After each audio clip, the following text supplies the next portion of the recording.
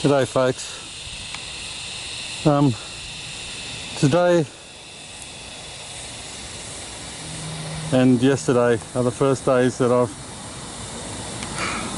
actually felt relaxed enough to go out and about in the bush and just have a little look around. I'm just standing on the edge of a fire trail where you can hear the traffic going past. I'm right near an open trail gate. Anyway, I'm just back from a long walk and I thought I'd just show you something interesting. This is where the fire stopped, right across the road. So this might be a controlled burn, I would say.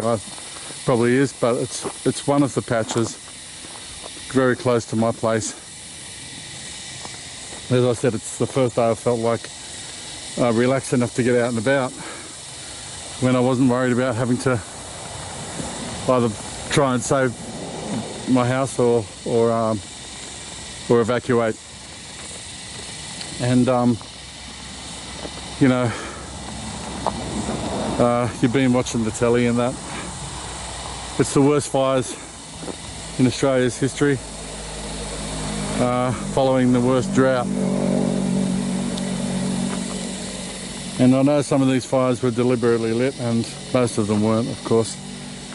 And I don't think any punishment is heavy enough for the kind of monster that would deliberately light a fire in this country. But then I see something like this, and it reminds you that people, well, some of them are just so good. Now this is the second one I've seen. These are little half a kiddie's little wading pool or sand pool, sand pit. It's a watering station for wildlife. Under the tree here, they've put food, put a log over the top to stop it from blowing away or something knocking it over. There's wire in there, so in case anything falls in, they can swim to that wire and climb out. Anything small, you know, like a native mouse or a spider or something. There's watermelon, there's a bit of apple there. A carrot I'm taking.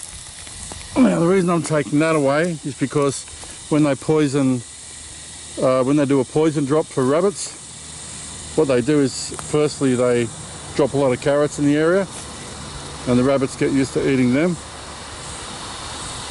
and then they will drop poison baits either inside the carrots or that look exactly like carrots. So these feeding stations, if anyone's watching, and these are popping up around the place. This is number 5. This is another thing that they've done. They wire pipe to a tree. Fresh water in there. Same again, wire so things can climb out, and they fill it from the top. The kind of people that do this are the ones that give you hope for the human race. I think it's a beautiful, brilliant idea. The one further down the road, I just dropped off some cos lettuce and some watermelon too, and a whole bunch of grapes. What else did I put there? Some cucumber and stuff. I also brought along 25 litres of water. I might give this one here a top up before I go. You can see there's also some bits of food around here. Some, they look like kumara, sweet potato or something like that. A bit of banana there. It won't take long before the animals in the area get to know where these are. It might have adverse effects as well, because predators, once they get wind of a feeding station, might use that as an ambush spot. I don't know. But the idea behind it is heartwarming, and it's comes from a good place. So I'm going to take this bit of carrot with me. I don't want, as I told you before, and that's the little feeding and watering station along the bush road that runs down to my place. The fires came to within 4 kilometres of our place, and luckily enough there was a fire through the swamp area down there about 3 years ago, and it's helped a bit, but the fire didn't crown. Whereas you've probably heard an area of about 5 million hectares has been burnt out in Australia already. Poor old Victoria is still copping it. 20 people have died so far. 2 of those were on Kangaroo Island. 5 million hectares, in case you didn't know, is about the size of Belgium. So if you have a look on your world map and you see Belgium, imagine that completely gone to ash and dust. We've been breathing smoke now since October, November. It's clearing up now. They even reckon there might be a little bit of rain on the way, which would be great.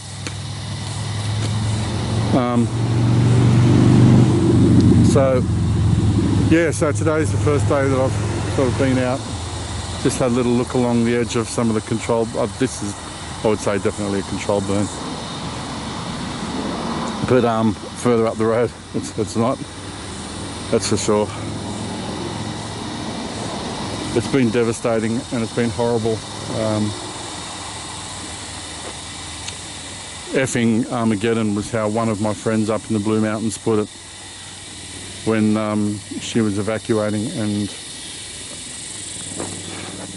yeah. The other thing I wanted to say was, you guys in America, my friends in America, some of you might think that your president is a fat, self-serving pig in the snout in the trough, ignorant, ignorant, greedy, dumb prick. And he probably is. But our great leader, our ignorant piece of shit Prime Minister, during the biggest emergency Australia's had since World War II, was on holidays with his family, sipping margaritas by a swimming pool overseas. Yeah. And then what does he do when he comes back? He goes and visits a couple of the places that could have been saved if they'd heard earlier warning and better supplies, and expects people to shake his limp, puffy, useless hand. And then he goes down to Kangaroo Island the other day and he says, well, the fires have been terrible, but at least no one died. Someone in the crowd yelled out, yeah, 2, actually, dickhead. 2 people have died here, get your facts straight. Go home. So I've got a feeling that Scott Morrison won't be Prime Minister for very much longer. I didn't want that to get political. I could waffle on for ages about that, but anyway, I'm at feeding station number 5. I'm going to top that up with some water that I brought, actually some of the 25 litre emergency water that I had ready to take with me when and if I had to leave my house. It's a great idea, isn't it? And like I said, this is the good side of people. Wires, which is a wildlife rescue, Australian wildlife rescue thing that you know about, in conjunction with I think CSIRO and some other scientific groups, have estimated that Australia has lost about 500 million species, animals, in these fires. Animals of different types and sizes, and 500 million. Probably the most catastrophic wipeout of creatures that our country has ever seen. I got an email the other day from the BirdLife Australia, group of which I'm a member, and there's two species. One of them is a I think eastern bristlebird, which is rare anyway, well, a very rare bird anyway. Its feeding ground in one area has been totally wiped out, so it could mean extinction for that particular species.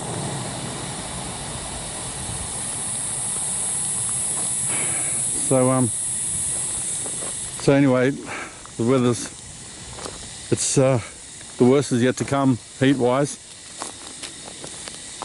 Last week, I think it was in somewhere out Penrith, out Western Sydney, 49.8 degrees, I think, almost 50 degrees. Officially the hottest place on the planet. And I'm not going to start in about global warming, you know. I'm not going to go there.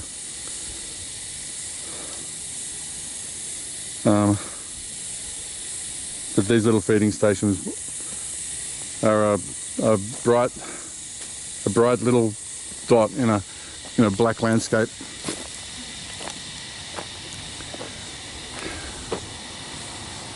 I think people in general are good. It's just that the arseholes are running the planet. See you, folks.